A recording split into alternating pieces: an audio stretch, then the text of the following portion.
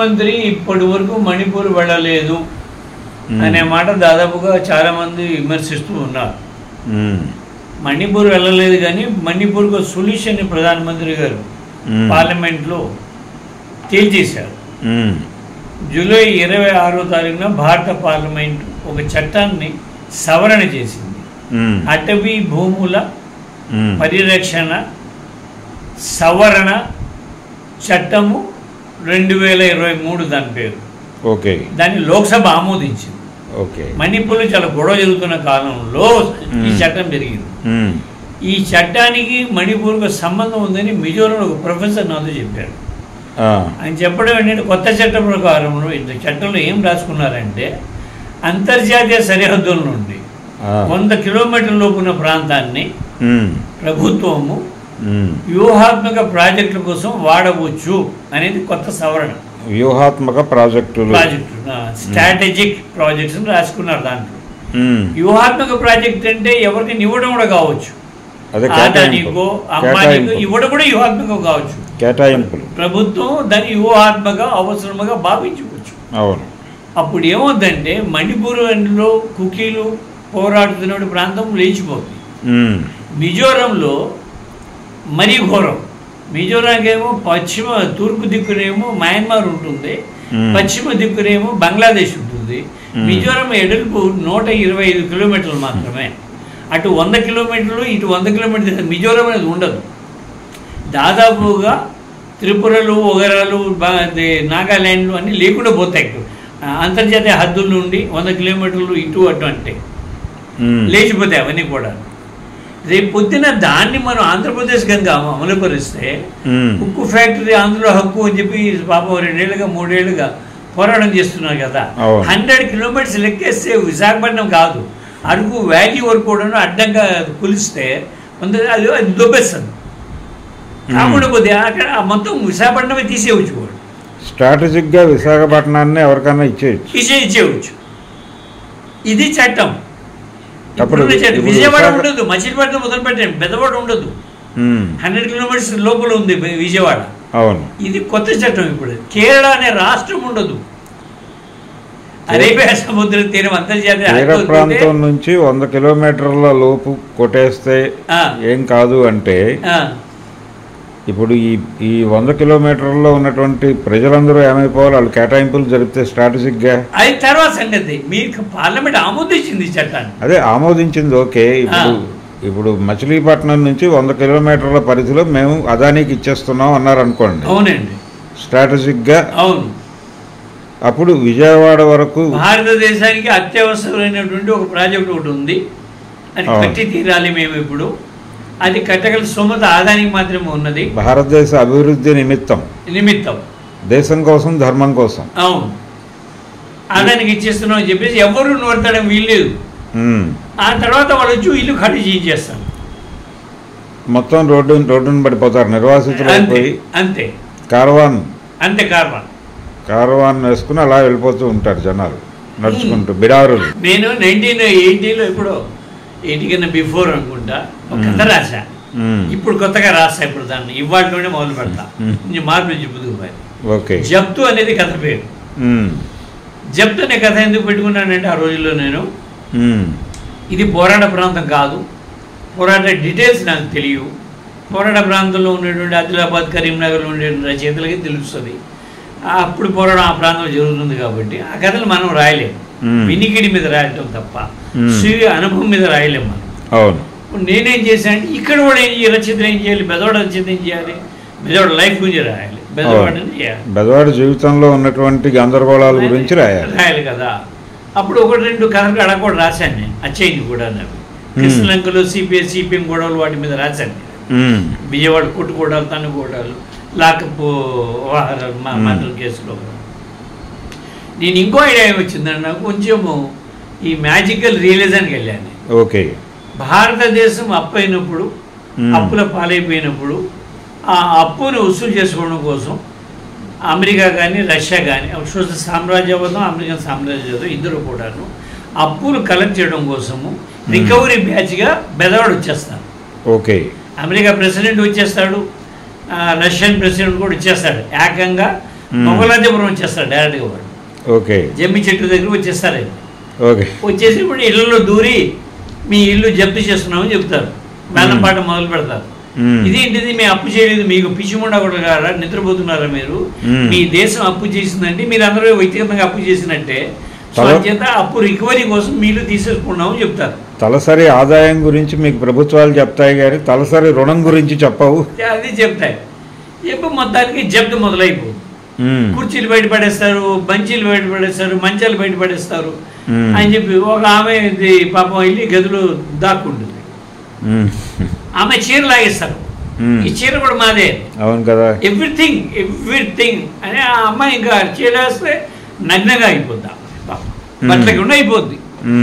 ఆ పిల్లవాడు ఎవడ పుస్తకాలు అలా పట్టుకుంటాడు, వాడు స్కూల్ పుస్తకాలు వాడి కదా అవి, వాడు రాసుకున్న బొమ్మలు, వేసుకున్న బొమ్మలు, చదువుకునే పుస్తకాలు, ఇవి నావి ఎలా ఇవిరా మేము ప్రింట్ చేసి పంపింది మీకు అని లాగేసుకుంటారు.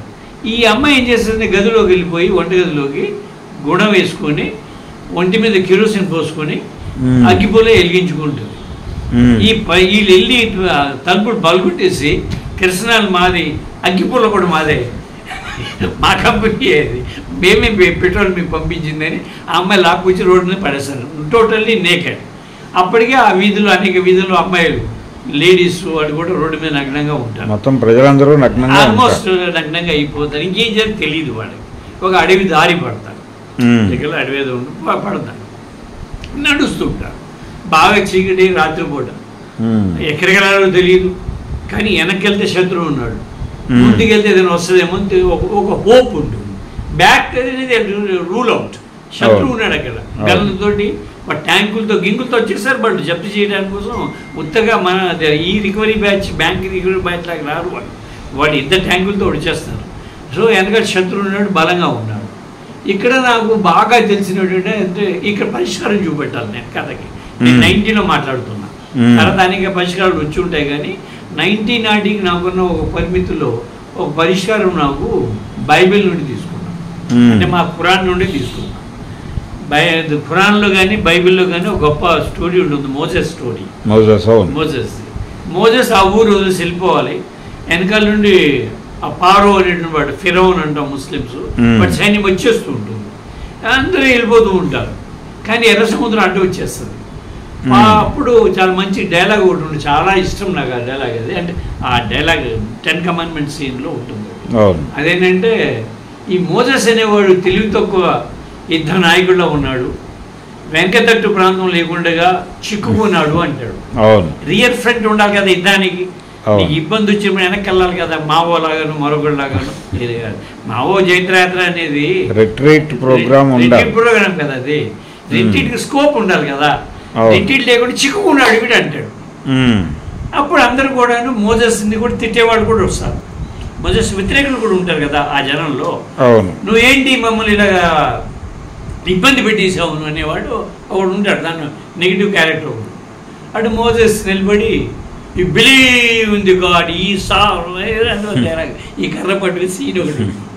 ఇది మాకు చిన్నప్పుడు చెప్పి చెప్పి చెప్పి మా అమ్మమ్మ బాగా చెప్పింది కదా, అది దాన్ని తీసి ఎత్తేసాను నేను ఆ బ్లాక్, సినిమా ఎత్తేసి ఒక్కరోడు ఎవడు ఉండి అర్థమైందా, వాడు గుండెని ఇలా పీకి తిట్టి ఇలా పట్టేసుకుంటాడు, వెలుగుతుంది ఆ గుండెది, ఆ వెలుతులో దారి కనిపిస్తుంది. తెల్లారేటప్పటికి వీళ్ళందరూ కూడాను విశాఖపట్నం రేపు సముద్ర తీరానికి చేరుతారు. ఓకే, అదే మచిలీపట్నం సముద్ర తీరానికి చేరుతారనుకుంటున్నాం. తెల్లారుతుంటుంది, పీపుల్ ఫెల్ట్ హ్యాపీ. ఆ గుండె పట్టుకున్నాడు చచ్చిపోతాడు, వీళ్ళు మటుకు తూర్పున సూర్యుడు ఉదయిస్తూ ఉంటుంది అనేటువంటి మాటతోటి ఎండ్ చేశారు. But that becoming reality now. అది చాలా బాధాకరం. ఈ సందర్భంగా ఎక్కడ వేస్తే వేయి, కానీ విరసం మీద నాకు విమర్శ కూడా ఉన్నాను. విమర్శ ఏమిటంటే వాళ్ళు ఇప్పుడు పోరాటగలు వేయాలని సృజన వాళ్ళు, అరుణ్ వాళ్ళు నిర్ణయం తీసుకుని ఉండొచ్చు పాలసీగా, అది ఆ పాలసీగా తప్పేం కాదు, రైట్ పాలసీ, దాన్ని విమర్శించాల. కానీ ఇతర ప్రాంతాల నుండి రైతులకి ప్రోగ్రామ్ నెగోట్ చేయడం తప్పు. అసలు విప్లవం కూడా భారతదేశంలో పోయింది ఆ కారణంగానే. నువ్వు ఎక్కడో చెడు పోరాడుతుంటావు, మిగతా వాళ్ళకి ప్రోగ్రామ్ ఉండాలి కదా, వాళ్ళకి ప్రోగ్రాంలు కూడా చేస్తావు. ఇలా ప్రోగ్రాం వాడు చూస్తూ సినిమా చూసి చూడడం తప్ప అదే ఇన్సిడెంట్ ఇక్కడ సభ పెట్టుకోవడం తప్ప మన ఇక్కడ ప్రోగ్రాం ఉండదు. సో వాళ్ళు ఏం చేశారంటే సృజన వాళ్ళు చాలా అద్భుతంగా ఉంది కదా, వాళ్ళు రాశారు వరవరగా స్వయంగా నాకు లెటర్ రాశారు. మేము ఒక వారం చదివాం, సాధారణంగా ఒక వారంలో తేల్చేస్తాం విషయాన్ని, మీ కథని మేము 2 వారాలు చదివాం. చాలా బాగా రాశారు మీరు, చాలా రైటింగ్ స్టైల్ కానీ అది కానీ చాలా గొప్పగా ఉన్నది, అందుకని ఇంకోసారి చదివాం. కానీ మా సూత్రాలకి చట్టంలో ఈ కథ ఇమ్మటం లేదు. మరీ ముఖ్యంగా వాళ్ళందరూ కూడా నేకెడ్ అయిపోయి వెళ్ళిపోవడం, దాంట్లో అటువంటి సన్నివేశాలు అవి మనం వేయాలా, అతిశయోక్త, ఈ కాల్పనికత ఉంది కదా, మాయలు మచ్చింద్రాలు పెట్టాం కదా అని చెప్పి రిజెక్ట్ చేస్తున్నామని నాకు లెటర్ రాశాడు ఆయన, సృజన సాహిత్య మిత్రుల తరఫున. అయితే 4 ఏళ్ల తర్వాత వీళ్ళకి మార్కస్ గారు తెలిసాడు, అప్పుడు తెలియదు వీళ్ళకి. మార్కస్ రాసినంత కూడా మ్యాజికల్ రియలిజం అది దాంట్లో సృజనలోనే ఒక గొప్ప రివ్యూ ఏదో వచ్చింది. ఇది మార్కస్ ఎంత గొప్పవాడు, అతనికి కళ సాహిత్యం శిల్పం ఎంత గొప్పది, చాలా బాధేసింది ఆ రోజు నాకు. ఎందుకంటే నాకు రియలిజం కన్నా కూడా కాల్పనిక సాహిత్యము ఫెయిరీ టైల్ చెప్పడమే ఇష్టంగా నాకు శక్తి ఉంది అక్కడ. అల్లావుద్దీన్ అద్భుత దీపం కథలు మేము చిన్నప్పుడు ఉండి రోజు చదివినవాడు. పౌలో కోహ్లేగాడు ఉన్నాడు కదా, వాడు అక్కడ వాడు పర్సవేది రాశాడు తెలుగులో, ఆల్కెమిస్ట్ రాశాడు. ఆల్కెమిస్ట్ రాసి అది పెద్ద ప్రపంచ బెస్ట్ సెల్లర్ అయిపోయింది. ఇది గుంటూరు భువనగిరి చంద్ర దాని మీద రివ్యూ రాశాడు, అది లిక్విడ్ మోడర్నిటీ అని. అతనికి కాస్త అప్పుడే జగ్మంత్ బౌమన్ ఇన్ఫ్లుయెన్స్లో ఉన్నాడు. లిక్విడ్ మోడర్నిటీ ఎలా ఇన్ఫ్లుయెన్స్ చేసింది ఈ నవల్ అని రాశాడు.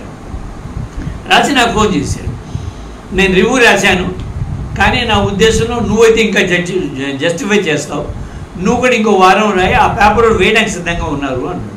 ఆ ఇండియన్ ఏదో సండే ఇండియన్ అప్పుడు తీసుకొచ్చి కథ చదివా, నవల చదివితే మా అమ్మమ్మ చెప్పింది కదా, వాడు ఇంకో పద్ధతిలో డెవలప్ చేశాడు, అది వేరే కథ. కానీ కథ బేసిక్ కథ మా అమ్మమ్మ చెప్పింది కదా. ఒక్కడికి ఒక ఊర్లో ఆ బాగ్దాదుని ఇంకో ఊరు ఉండే కదా, అక్కడ దాంట్లో ఈజిప్ట్లోను 2 ఊర్లు పెద్ద ప్రముఖమైన 2 ఊరు ఏదో ఉంటుంది, 2 ఊర్లు 2 నగరాలు మహానగరాలు, రోమ్ కాదు కొద్దిగా ఆ టైంలో ఉంటుంది పేరు, ఒకటి బాగ్దాద్ మరొకటి. దాంట్లో ఏంటి కథ, ఒకడికి రోజు కళ వస్తుంటుంది, ఫలానా ఊర్లో ఫలానా చోట నిధులు ఉన్నట్టుగా. వీడు ఆ ఊరు వెళ్తాడు, ఆ ఊరు వెళ్తే సైకిల్ రాత్రి అయిపోద్ది, మసీదులో పడుకుంటాడు. సాహిబులు ఎక్కడైనా సరే ప్రయాణం చేసేవాడు మసీదులో పడుకునే అవకాశం ఉంది. సరిగ్గా ఆ ఊళ్ళో ఒక దొంగతనం జరుగుతుంది. ఆ దొంగలు పరిగెడుతూ మసీదులో ఆ మూట పడేసి పారిపోతారు. ఆ వెనకాల వస్తున్నటువంటి భటులు ఇతన్ని పట్టుకుని మూటతో పాటు పట్టుకుని దొంగ అని చెప్పి తీసుకెళ్ళి జైల్లో వేస్తారు.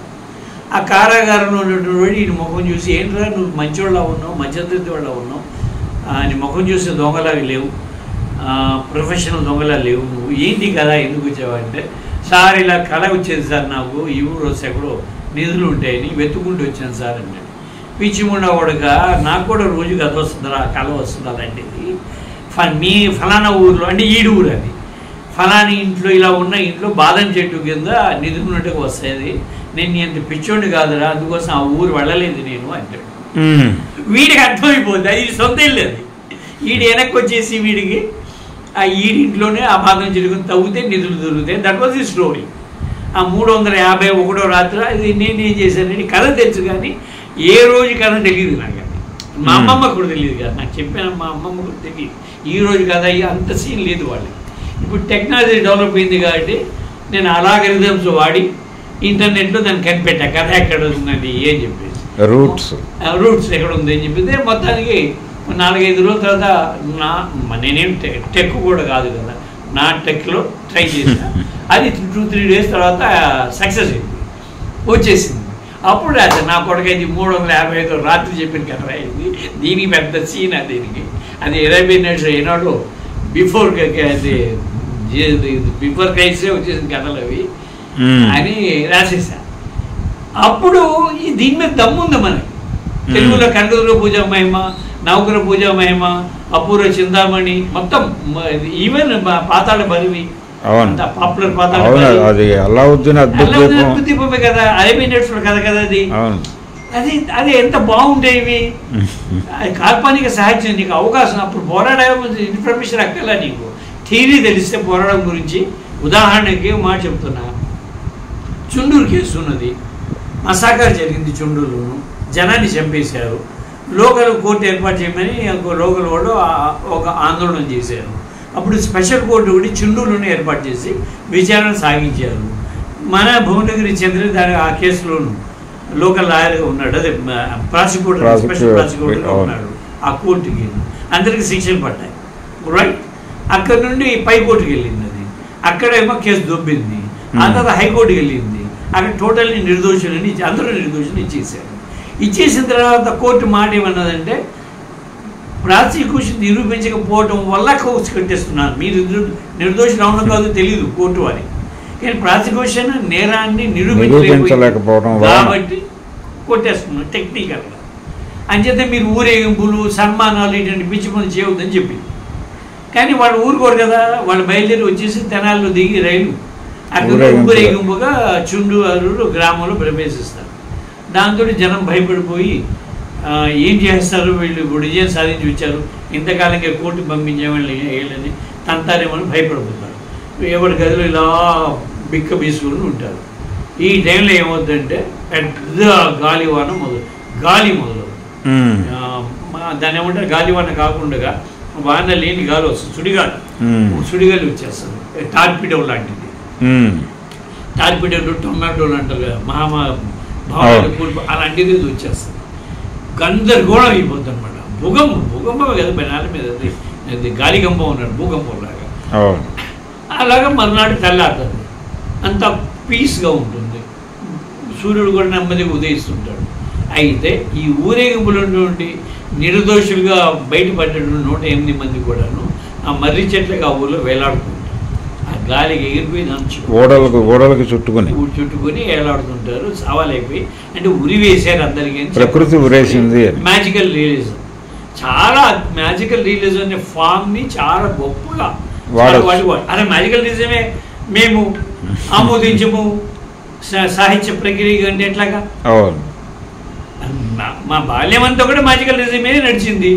అవును, విఠలాచార్య గారు కూడా పాపులర్, చాలా పెద్ద విఠలాచార్య ప్రపంచాన్ని పట్టుకుందే దాంతో. ఈయన మీద పత్రిక స్పీల్బర్గ్ గారు వచ్చాడు. అవును, వాడు దాన్ని మాయలు మంత్రాలతో మొదలుపెట్టి అక్కడ జైన్ డైనోసార్కి వెళ్ళి. అంటే ఒకటే అండి, పౌరాణిక కథల్ని కూడా తీసుకుని, మహాభారతంలో ఉన్నటువంటి కథల్ని కూడా తీసుకుని ఆధునిక సమాజం తాలూకా వ్యవహారాలు దాంట్లోకి జొప్పించి చెప్పచ్చు, చెబితే ఈజీగా వెళ్తాయి. అదే పెద్ద ఆర్టికల్ రాశాను నేను. మావో మీరు ప్రజల్లో ప్రచారంలో ఉన్నటువంటి కథల్ని తీసుకుని మీరు చెప్పాల్సిన విషయాలు అందులో చెప్పండి అని చెప్పింది ఇదే. అంటే ప్రజల నుంచి తీసుకుని ప్రజలకు చెప్పడం, ప్రజల నుంచి ప్రజల్లోకి అనేది ఇదే నినాదం. కాబట్టి ఆ నినాదాన్ని అంటే మావోని ప్రాపర్గా అర్థం చేసుకోవడంలో ఎక్కడో ఒక లోపం జరిగింది అనేది. నాకు ఆ పెదవేగి బేస్డ్గా ఉన్నటువంటి 20 గ్రామాల్లో అడవి భూముల ఆక్రమణ ఉద్యమం సాగింది. ఆ సమయంలో నన్ను అక్కడ పంపించారు. ఉద్యమంలో ఆల్రెడీ పాల్గొంటున్నటువంటి వాళ్ళందరికీ అన్ని 20 గ్రామాల్లో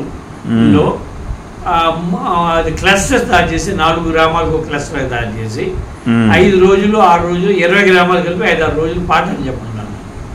నేను అక్కడే బాగా ఇంగ్లీష్ ఎక్కువ మాట్లాడుతున్న రోజులు, నేను నోరిపోతే ఇంగ్లీష్ పదాలు ఎక్కువ వాడేవాడు. అలాంటిది ఒక గ్రామంలో వెళ్ళిపోయి అడవి ప్రాంతంలో ఉన్నటువంటి గ్రామానికి వెళ్ళిపోయి వాళ్ళకి ఫిలాసఫీను రాజకీయ సన్నివేశం చెప్పండి, బేసిక్ చెప్పండి చెప్తే కొమ్మ మునిగిపోయింది. మొదటి రోజు చాలా ఇబ్బంది పడ్డా. తర్వాత నువ్వు చెప్పినట్టుగానే మావు చెప్పినట్టుగానే వాళ్ళకి తెలిసిన విషయాల్లో మనం చెప్పాలి మనం అనేటువంటి ఒక రాత్రి చాలా డిస్కస్ చేసాను సార్. నేను మన డాక్టర్ విజయ్ కుమార్ ఏం చెప్పాలి పాఠం, నేను ఎలా చెప్పాలి, వీళ్ళకి అర్థంగా చెప్పాలి. నేను ఎడ్యుకేటెడ్ చెప్పగలను, SRR కాలేజీకి వెళ్ళిపోయి విద్యార్థులు చెప్పగలను, I can influence them also. కానీ ఒక గ్రామంలో పల్లెల్లో, పైగా గ్రామం కూడా కాదు, పల్లెల్లో వెళ్ళి మాట్లాడడం ఈజీ కాదు. అప్పుడు మనకు అర్థమైంది. ఇప్పుడు పరిమాణాత్మక మార్పు, గుణాత్మక మార్పు మారుతుంది అని చెప్పాలి కదా. ఎలా చెప్పాలి వాడికి? జనం పెరిగే కొలితే మన శక్తి పెరుగుతుంది కదా, మనం ఒక్కటే భయపడతాం. ఊరేగింపులో కుర్రోళ్ళు అందరూ కూడా ఎందుకు అంత ఉత్సాహంగా పనిచేస్తారు, పోలీసుల మీద వెళ్ళిపోతుంటారు, తుపాకులు చేతిలో ఉంటాయి, అయినా ఈడు వెళ్ళిపోతాడు. ఎందుకు వెళ్తాడు? ఇక్కడ 1000 మంది ఉన్నాం, 1000 ఒక్కడు ఉంటే పారిపోతాడు, పోలీసు చూడగానే వాడు పారిపోతాడు వాడు. కానీ 1000 మంది ఉన్నప్పుడు పోలీసులు ఏం చేయలేరని ఒక ధైర్యం వస్తుంది జనం ఉండడం వల్ల, పరిమాణం వల్ల వచ్చేటప్పుడు గుణాత్మక మార్పు అది. దాన్ని వాడు చెప్పాలి. వాడు మనం ఎలా చెబుతాము? మీరు ఎలా అన్నం వండుతారు? అన్నం ఎలా వండుతారు? నీళ్లు పోస్తాము, దాంట్లో దాన్ని మరగబెడతాము, నీళ్ళ కింద మంట పెట్టి, అది ఉడికిన తర్వాత దాంట్లో బియ్యం పోస్తాము, మేము మూత పెట్టి చూడండి 5 నిమిషాల తర్వాత బియ్యము నీళ్లు ఉంటాయి, మళ్ళీ 5 నిమిషాలు చూడండి బియ్యము నీళ్లు ఉంటాయి, మళ్ళీ 5 నిమిషాలు చూడండి బియ్యము నీళ్లు ఉంటాయి, ఇంకో 5 నిమిషాలు తీసి చూడండి దాంట్లో బియ్యం ఉండవు, నీళ్లు ఉండవు, అన్నము గంజి ఉంటుంది. అసలు టోటల్లీ అవి రెండు మారిపోతాయి. దాంట్లో ఒక కెమికల్ యాక్షన్ అక్కడ జరుగుతుంది టోటల్లీ. ఇది గుణాత్మక మార్పు. బియ్యము నీళ్లు మనం ఎక్కిస్తే అన్నము గంజిగా డివైడ్ వస్తుంది. అదే అర్థమైంది. జస్ట్ అలా చెప్తే బాగుంటుంది. అవును, అదే చెప్పాలి, అలాగే వెళ్ళాలి. వాళ్ళు ఇన్స్పైర్ అవుతారు. ఆ ఉద్యమం మీద సక్సెస్ కూడా అయింది, అది వాళ్ళకి చేతికి వచ్చింది. ఎప్పుడైనా గుర్తు చేసుకున్నప్పుడు అదొక మంచి అనుభవం అనిపిస్తుంది. కానీ ఫైనల్గా మాట ఏంటంటే ఈ సోషల్ రియలిజం అనే దానికి ఎక్కువ స్ట్రెస్ ఇవ్వటం వల్ల మ్యాజికల్ రియలిజం మన జీవితంలో వెళ్ళిపోయింది. కానీ మ్యాజికల్ రియలిజం ఇంకా పవర్ఫుల్గా జనానికి అందుతుంది.